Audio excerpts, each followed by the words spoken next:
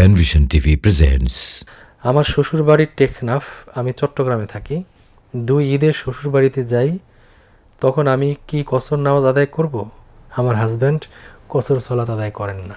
টেকনাফ চট্টগ্রাম মাঝখানে দূরত্ব আর কি।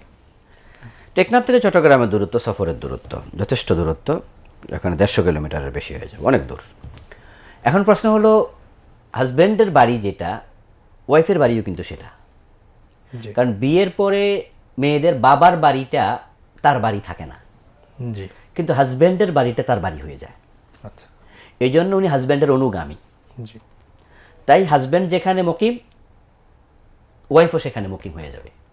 জি তাই জন্য তার হাজব্যান্ড যেমন তার শ্বশুর বাড়িতে আসলে কি করেন না, কসর করেন না, উনি কসর করবেন না।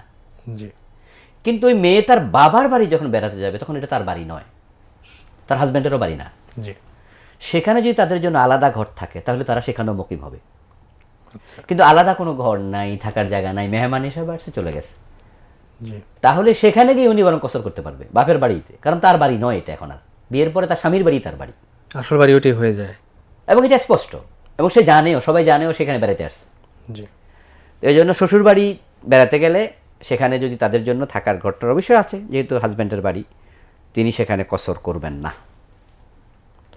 পুরাই পড়বেন।